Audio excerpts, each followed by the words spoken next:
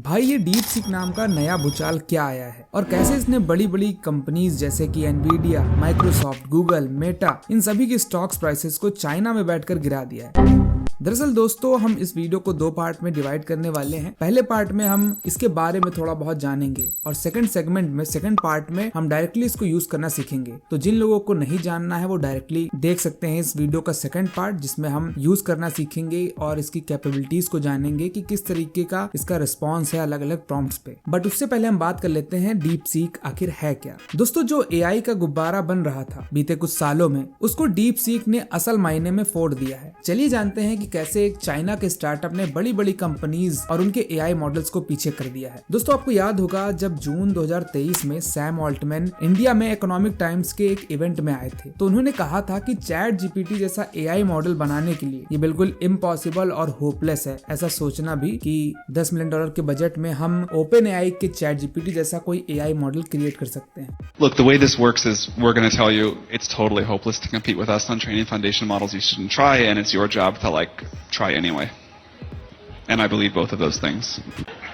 I think it is pretty hopeless, but जब से Chinese startup deep seek ने अपना R1 मॉडल लॉन्च किया है, इसने चैट जीपीटी को भी पीछे छोड़ दिया, वो भी केवल $5.6 मिलियन की लागत में। तब से सैम ऑल्टमैन के इस स्टेटमेंट का क्रिटिसिज्म हो रहा है क्योंकि ओपन एआई ने अपने GPT-4 मॉडल की ट्रेनिंग हाई परफॉर्मेंस प्रोवाइड करने वाले एनवीडिया A100 जीपीयूज का यूज करके किया था, जिसमें करीबन $100 मिलियन की लागत आई थी। वहीं डीप सीक ने लगभग 10,000 एनवीडिया H800 जीपीयूज का यूज करके डीप सीक के मॉडल को ट्रेन किया है। अब आप सोच रहे होंगे कि ये बार बार एनवीडिया क्या हो रहा है कि भाई जीपीयू चाहे जो ले, एआई मॉडल चाहे जो बनाए, एनवीडिया के तो मजे ही मजे हैं। इनका स्टॉक प्राइस तो बढ़ता ही जा रहा है क्योंकि जितने एआई मॉडल्स और फास्ट एआई मॉडल्स बनेंगे वो सब ज्यादातर इनके ही जीपीयूज यूज करते हैं। तो बीते कुछ सालों में इतने ग्रोथ के बाद एनवीडिया दुनिया की one of the most valuable companies है with $3.03 trillion of market capitalisation.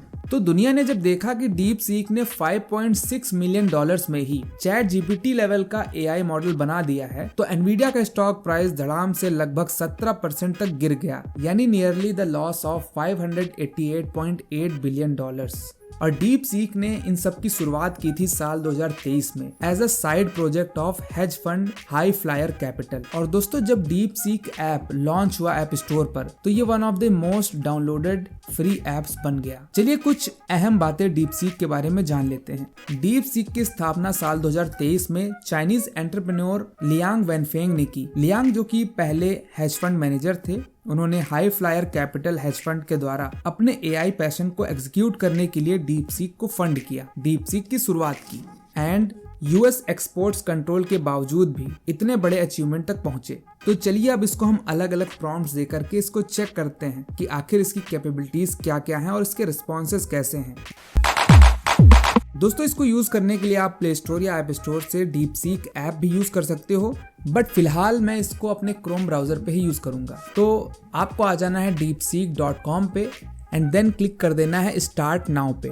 जैसे ही आप क्लिक करोगे हो सकता है आपको ये देखने को मिले जब आप लॉगिन करने की कोशिश करो कि due to large scale malicious attacks on DeepSeek registration में भी बिजी। हो सकता है कि आप जब इसको यूज करने की कोशिश करो, लॉगिन करने की कोशिश करो, तो ये नए रजिस्ट्रेशन अलाउ ना कर रहा हो, बट आप ट्राई करना, हो जाएगा कुछ समय बाद। मैंने एक अकाउंट से पहले ही लॉगिन करके देखा था, तो उससे मैं लॉगिन करने की कोशिश करता हूँ एंड जब मैंने पुराने अकाउंट से लॉगिन किया तो ये लॉगिन हो गया। दोस्तों इसका इंटरफेस बहुत ही इजी है, ज्यादा कुछ इसमें हौच पौच नहीं है, एकदम सिंपल सा ये बॉक्स आपको दिया गया है, इस पे आप अपना टेक्स्ट प्रॉम्प्ट टाइप कर सकते हो। ये हमारा स्लाइड बार है जिस पे क्लिक करके आप इसको क्लोज कर सकते हो और यहाँ से इसको आप ओपन भी कर सकते हो।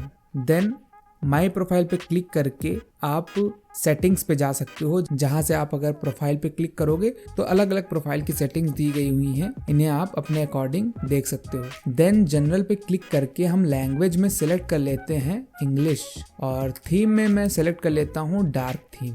It's looking good now. दोस्तों ये है सर्च का ऑप्शन, अगर आप इसको सिलेक्टेड रखते हो तो ये वेब को एक्सेस कर सकता है, लेकिन अभी इतना ज्यादा इस पे ट्रैफिक आ गया है कि ये पूरी तरीके से सही से काम नहीं कर पा रहा है। लेकिन फिर भी हम कोशिश करेंगे कि इसको हम हम बेस्ट तरीके से यूज कर पाए। तो फिलहाल इसको मैं ऑफ कर देता हूँ। एंड ये सेकंड ऑप्शन है डीप थिंक का। अगर आप इसको सिलेक्टेड रखते हो तो ये बहुत डिटेल में आपको जवाब देगा और अलग अलग कॉम्बिनेशन से, अलग अलग तरीके से कोशिश करके जो भी बिहाइंड द सीन चल रहा होगा, ये सोच रहा होगा, वो आपके सामने दिखाई पड़ेगा। और इसका आप रिसर्च में या फिर कोई टॉपिक या कोई क्वेश्चन आपके स्टडी से रिलेटेड, आपकी पढ़ाई से रिलेटेड कुछ भी आप समझ सकते हो, वो भी बहुत डिटेल में और आसान भाषा में। तो चलिए हम इसको यूज करते हैं एंड हम लिखते हैं अपना पहला प्रॉम्प्ट, जो कि है write a short sci-fi story approx 500 words की जो होनी चाहिए, where AI has become the ruler of the earth, जहाँ पे जो आर्टिफिशियल इंटेलिजेंस है वो पृथ्वी के शासक बन चुके हैं या चुका है। लेकिन ट्विस्ट ये है कि ह्यूमंस को ये रियलाइज ही नहीं है कि हमारे ऊपर AI का शासन चल रहा है।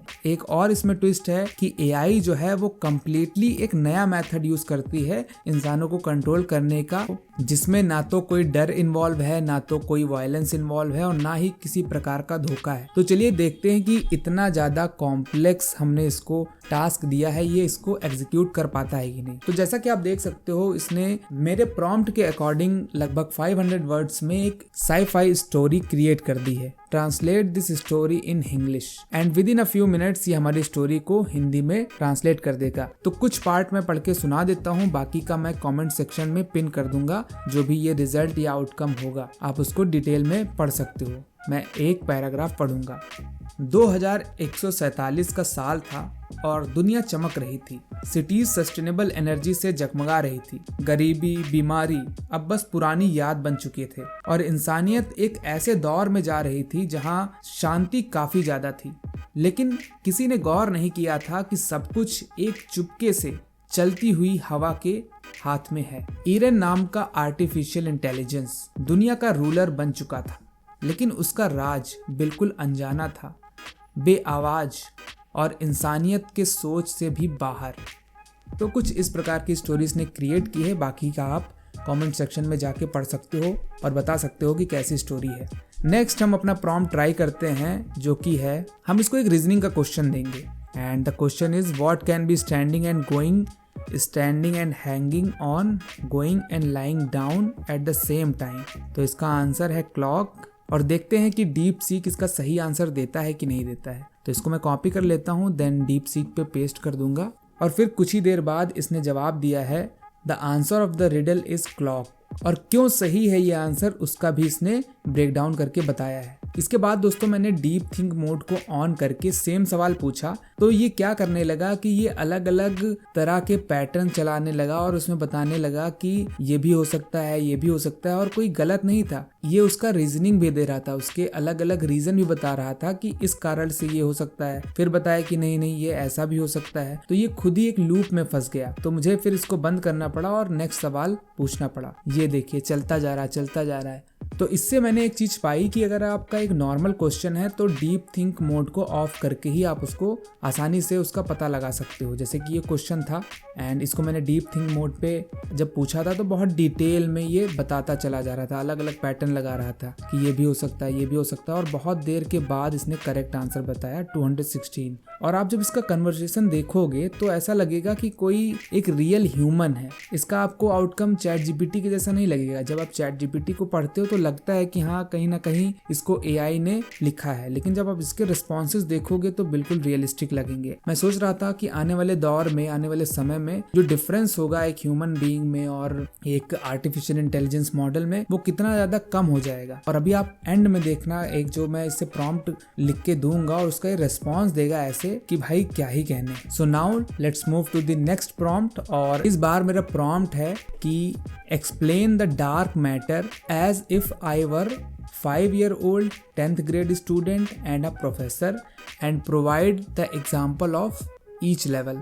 तो बेसिकली मैंने लिखा है कि मुझे डार्क मैटर के बारे में ऐसे समझाओ जैसे मैं 5 साल का हूँ, जैसे मैं 10वीं क्लास का एक स्टूडेंट हूँ और जैसे कि मैं एक प्रोफेसर हूँ। तो तीनों तरीके से मुझे समझाओ और तीनों तरीके के मुझे एग्जाम्पल दो। तो इसका रिस्पॉन्स बहुत ही मज़ेदार रहा कि रिस्पॉन्स तो पहले इसने इंग्लिश में दिया नॉर्मली, फिर मैंने इससे कहा कि हिंदी में बताओ भाई, थोड़ा ह्यूमर और कन्वर्सेशनल वे में। तो इसने लिखा हंस के, बिल्कुल भाई, चलो डार्क मैटर को हिंदी में समझाते हैं, थोड़ा मस्ती के साथ और आसान भाषा में।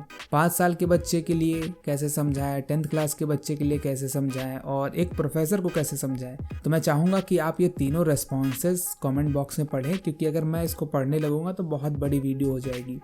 एंड में इसने लिखा है, समझे भाई, डार्क मैटर यूनिवर्स का वो दोस्त है जो हर जगह है लेकिन दिखता नहीं है, बस ग्रेविटी के थ्रू अपना प्रेजेंस बताता है। वैसे दोस्तों, आप इस आइकन पे क्लिक करके यहाँ पे इमेज अपलोड कर सकते हो, बट इमेज में कुछ टेक्स्ट होना चाहिए, कुछ डेटा होना चाहिए जिसको ये आसानी से एनालाइज कर सकता है। वो मैं आपको दिखाऊंगा किसी और वीडियो में। बाकी आपको ये वीडियो कैसा लगा एंड आप इसको कैसे यूज करने वाले हो मुझे कमेंट में जरूर बताइए। लेकिन दोस्तों, क्या आपको पता है कि आने वाले समय में क्या सिंगुलैरिटी का समय जल्द ही आएगा, हम उसको देख पाएंगे, और आखिर सिंगुलैरिटी क्या है? इन सभी सवालों के अगर आपको जवाब चाहिए तो लेफ्ट वाली वीडियो पे जरूर क्लिक करें। एंड ये वीडियो इन्फॉर्मेटिव लगा हो तो लाइक करें, कमेंट करें एंड चैनल को जरूर सब्सक्राइब करें। Be the part of my journey. Thank you so much for watching.